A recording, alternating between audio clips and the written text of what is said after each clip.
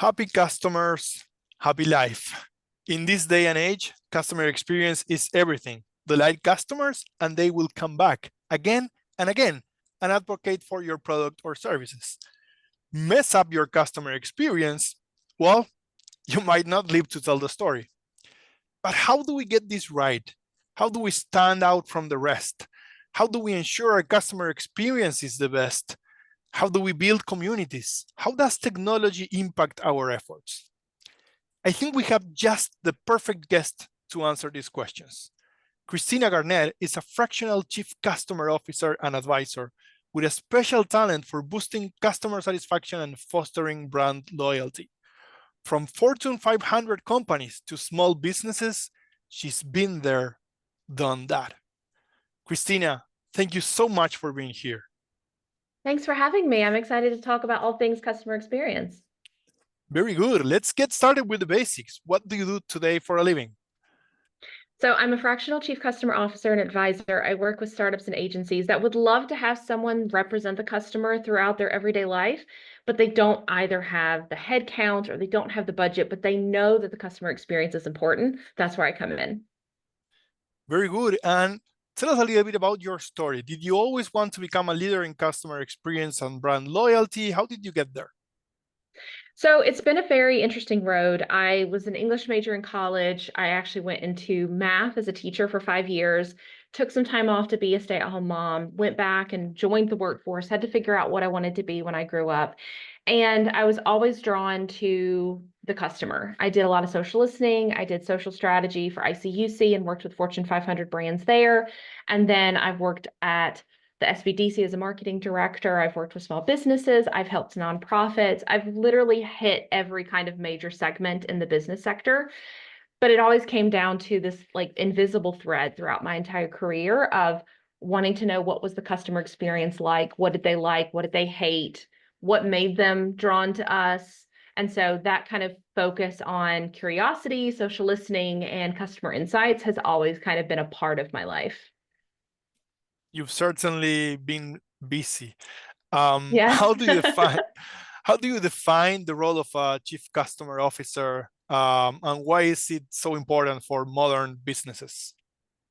I think it really comes down to being the chief collaboration officer. A lot of the people that think about customer experience, they think about customer success, which is a part of it, but it's not the full picture.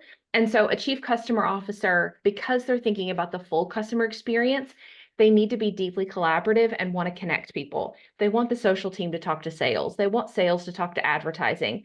They want customer success to be able to talk to social and marketing and customer advocacy. There's so many silos in these companies, not intentionally, just by head down doing the work. But you need someone who's going to break down those silos, get everyone in the same room and say, like, we have a common goal. If we take care of the customer will take care of us. And that's what the chief customer officer does. Very good. A holistic approach, right? And Yes. in your experience, what are the key elements of building a strong customer community? I think it really comes down to it. You have to do a ton of research. There's this idea that a lot of community managers and a lot of community professionals will talk about is the whole like, if you build it, they will come. We all know it's a myth, but people will still go in and immediately want to jump into, let's build a community, let's launch it, but they're not doing the boring work beforehand. They're not doing customer interviews. They're not doing beta testing to see what are their needs, because you could build a community for what you think they need and it's not it. Or they might tell you exactly what they want, but it isn't what they need. And you need to be able to have a lot of data, a lot of customer pain points, understanding of your personas, who this is for. You really need to do a lot of that boring work before you do the flashy, splashy launch, the campaign, the whole like, let's fling the doors open and get everyone in here. And that's what it really comes down to. You have to do the boring work. You can tell the communities that have not done it because they think that they'll just make an announcement and the doors will just fly off the handles because there's too many people trying to get in. That's just not what it is. It's just like with anything else when you're doing marketing, you have to create the demand first and then give them what the demand is asking for. And so community works very similarly. Where's the demand? Can you build that demand if there isn't any currently? Can you see if there's a hole in the market? And then really doing those customer insights, those interviews, social listening, survey dives, like what is it that they need and how can we provide a space for them that they actually want to be a part of and return. A lot of people will build a community and the whole thing is, I just got to get them in there. That's actually the easy part. Getting them to return is incredibly difficult. Very, very difficult, actually. You are very big on the human element of customer interaction, right? Yes. But Yes. technology keeps advancing. We have new tools everywhere, AI, everyone going crazy Yeah. about AI. How can companies really leverage technology to enhance those human elements of customer interactions? They need to build out their full customer experience journey. A lot of them will do the customer journey up until they become a customer, but they kind of like trickle down. It kind of avoid what they need after they're a customer, so post-sale.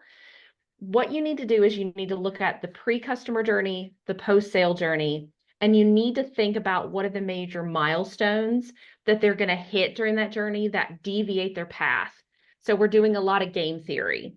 Where are the different paths where they could turn left or turn right? They could hit this button or they could make this call. They could convert or they could leave your site.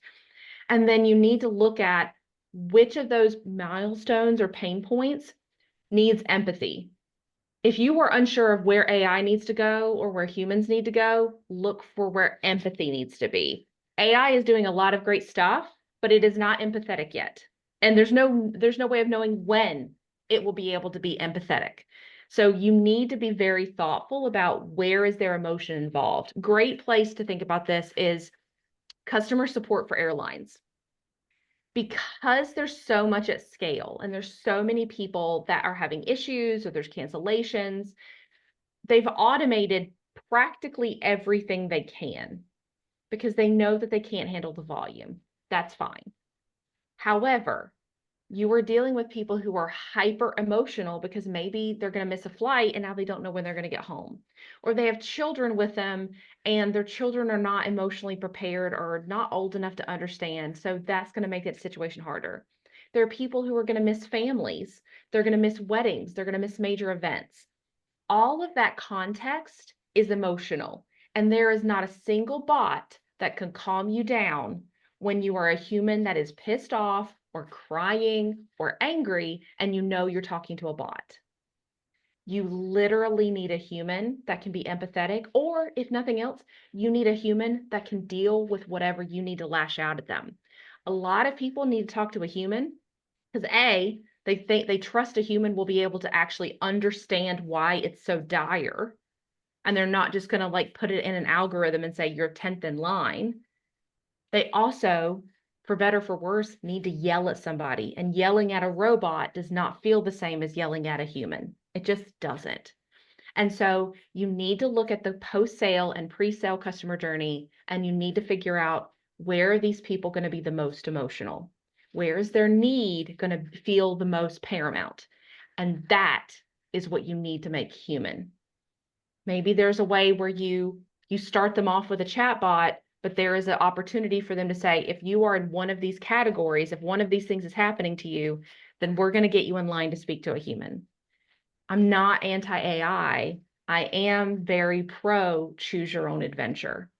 There are tons of people who don't care when it gets fixed. They just need the ball rolling. I'll gladly talk to a bot. I'll gladly talk to something that can put me in an algorithm and start feeding me through a decision tree. There are sometimes, though, it's going to have to be a human for empathy, for context, for immediacy. It's going to have to be a human. And you, as the business owner, should understand your customer journey and your product or service well enough to understand where are those major points where they're going to need to speak to a human. And what you're doing by putting a bot in front of them is you're pouring gasoline on a fire. You have someone who's already pissed off, who's already angry, who already feels ignored, and now you're letting them talk to a robot. They already feel disenfranchised. They already feel taken for granted. And by putting them in front of a robot instead of a human, you are confirming that emotion, which is only going to make them worse, which is only going to escalate everything. It's amazing. I've been flying a lot this year, and I've been through situations where flights get canceled, and I've seen stewardess just saying, download the app and do it through the app, and people going crazy, like, I'm seeing you, you are in front of me, and you're asking me to download Yeah, an app in yeah, this very yeah, hard moment. yeah. You're right here. You're right here. Please be human. You're right here. Exactly. Help me. Yeah, Help me. yeah. Is that the key to personalizing the experience, knowing exactly what moments to make more human in that decision tree? What would you say is the key to personalize the experience for the customers? I think it comes down to you need to know what personalization looks like for people. So we've kind of lived in this world where we have those smart captions and emails where you can have something go to your CRM or a spreadsheet and it'll automatically get their name right. That's fantastic, but that's the bare minimum now. I don't consider that personalization. I consider that like, congratulations, all did that 10 years ago.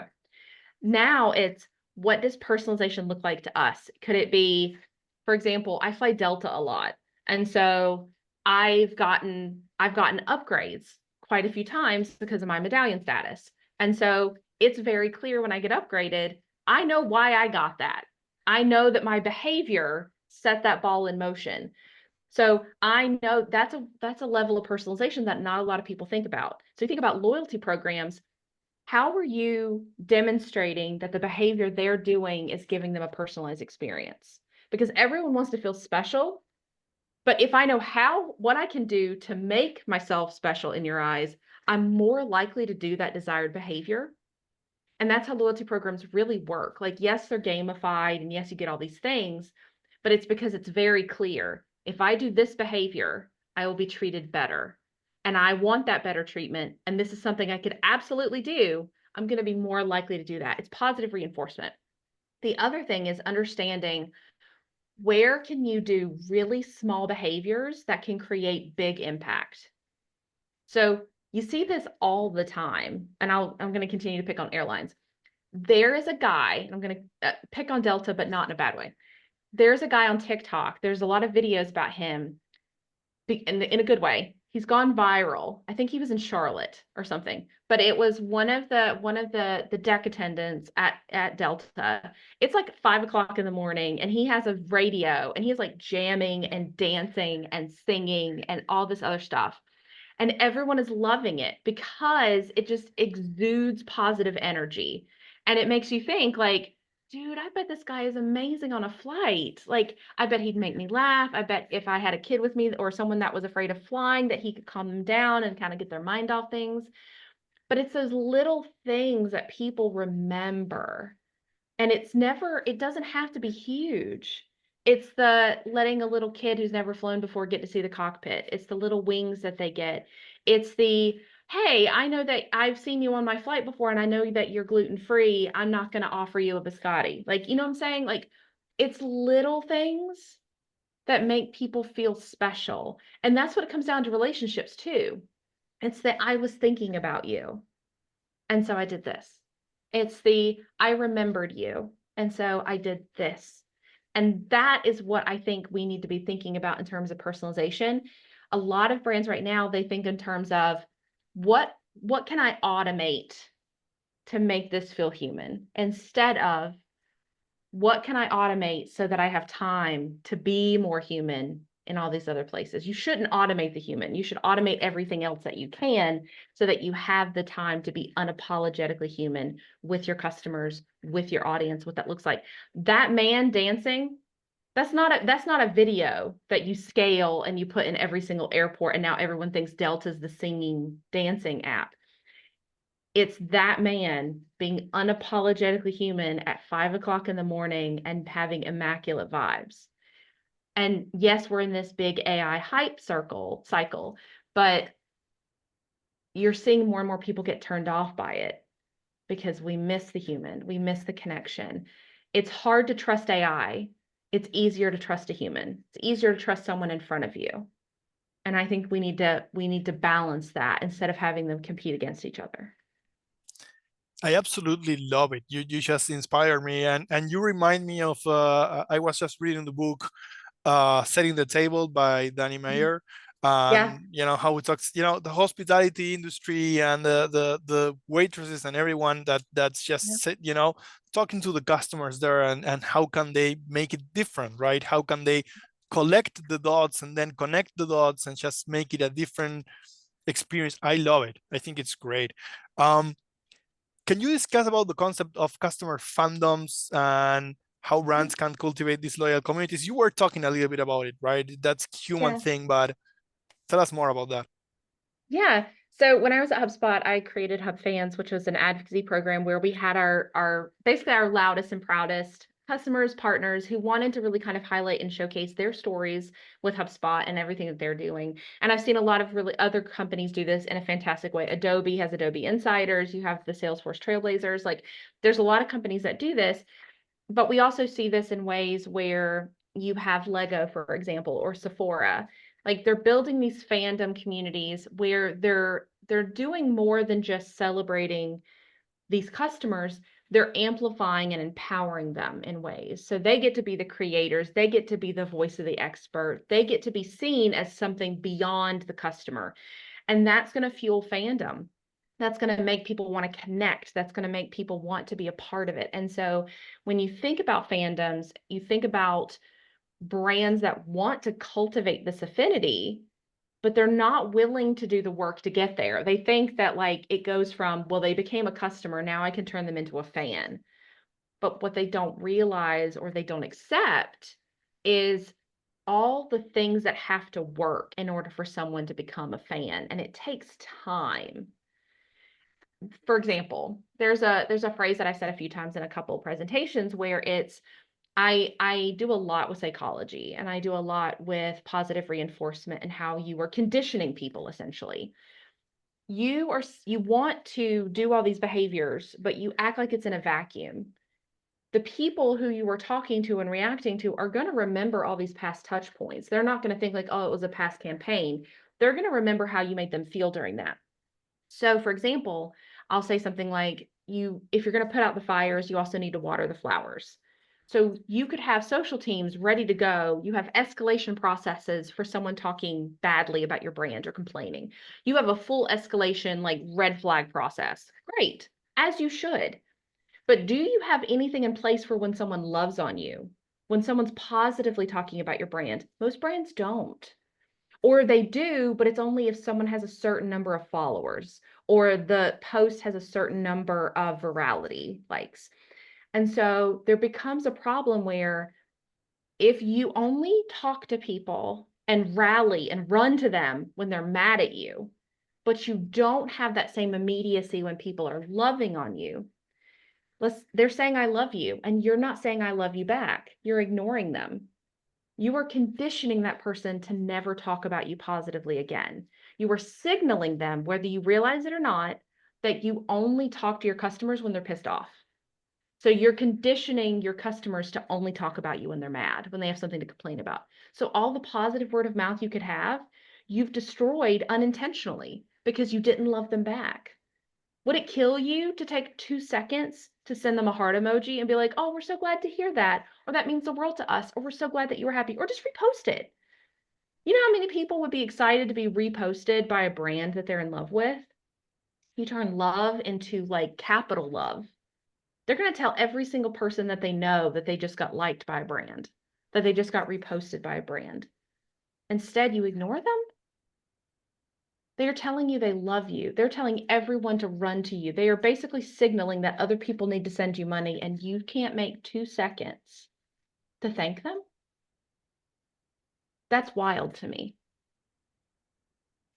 I agree. I agree. And so that's one of the mistakes companies make, right? When cultivating a loyal community. What else are they doing wrong, right? And especially about technology, what other things are they not getting right about their customer experience strategies?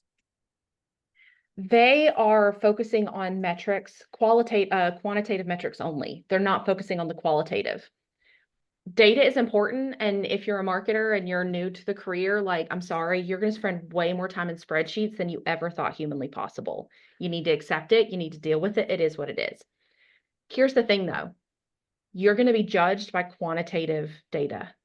but it's qualitative data that's going to actually explain what the quantitative data is. They are hyper indexing on quantitative and they're not looking at the qualitative or even trying to get the qualitative data at all. So great example of this, Morbius, the movie. They had a whole meme about them, like it's Morbin time and all this other stuff. And they saw all these conversations.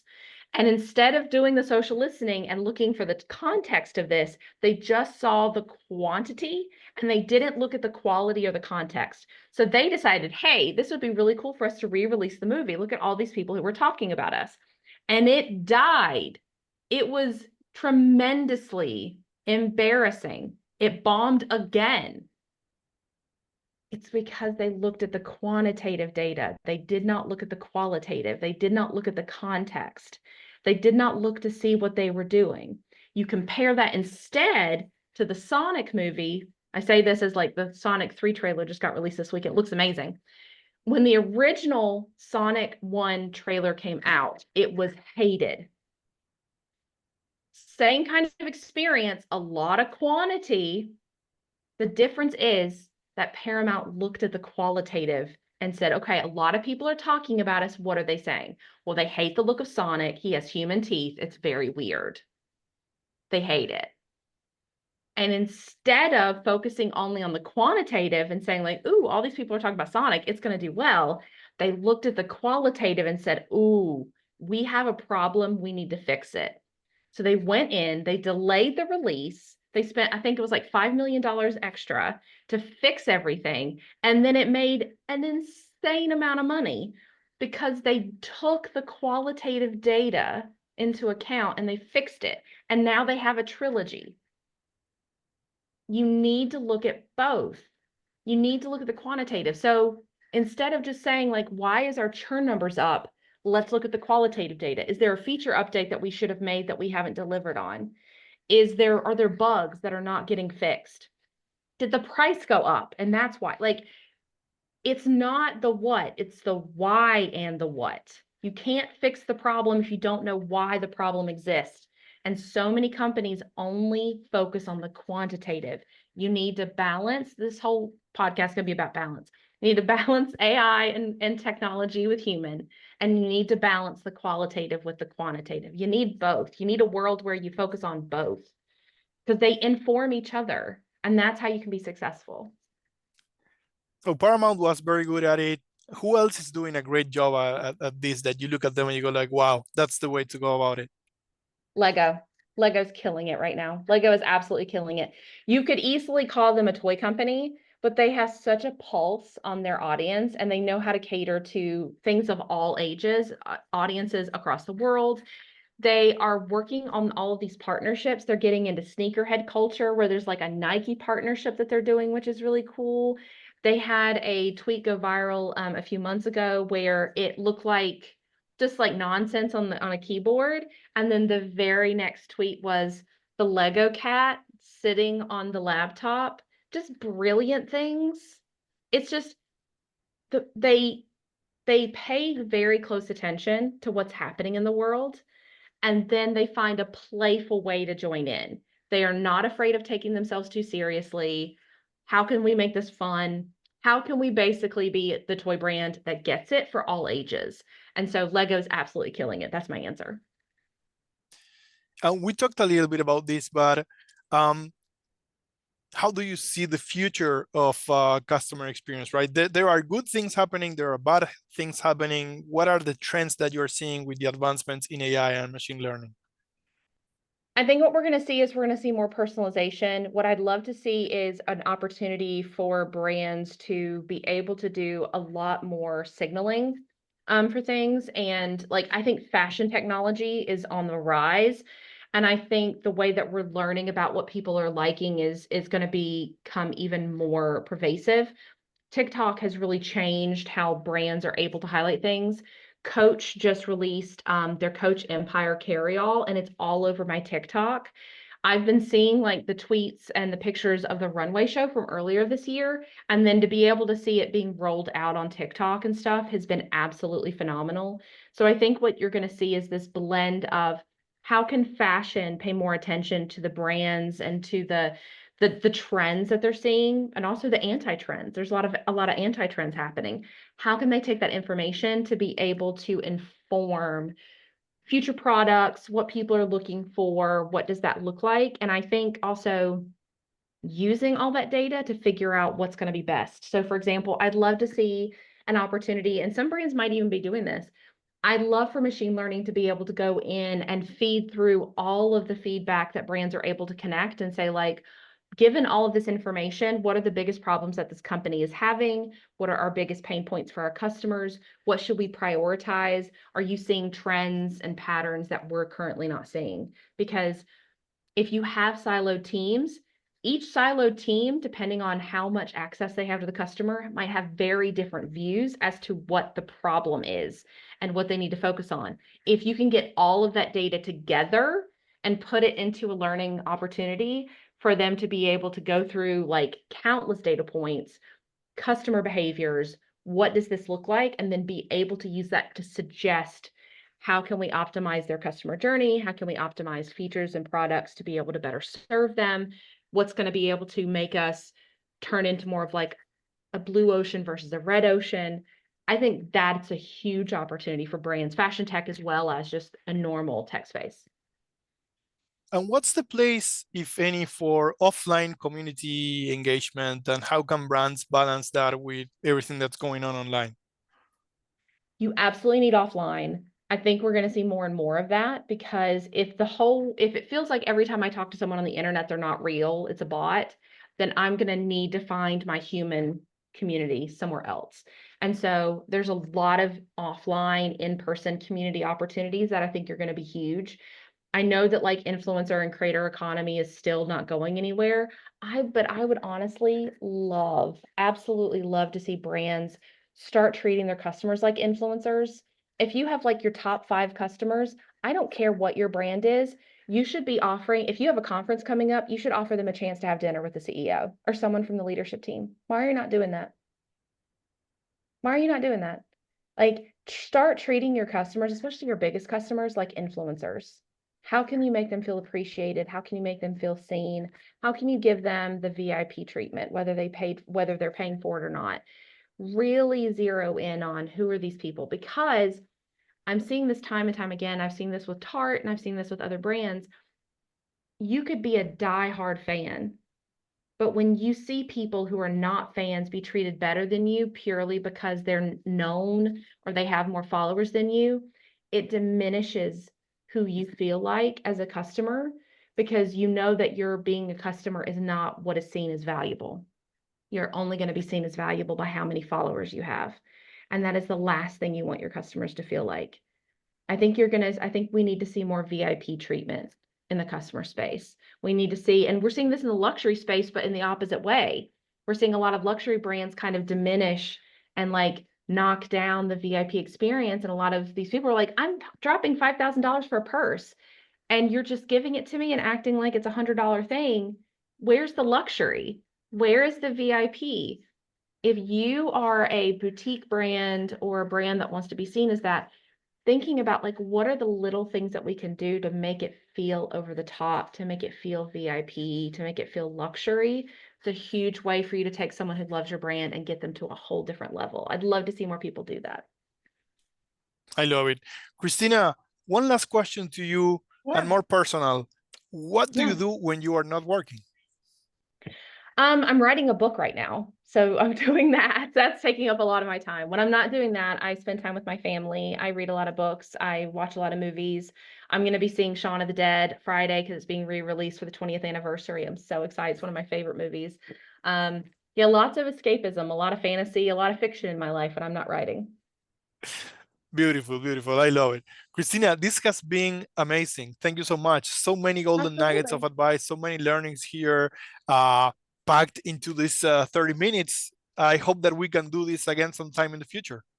It was lovely. Thank you so much for your time.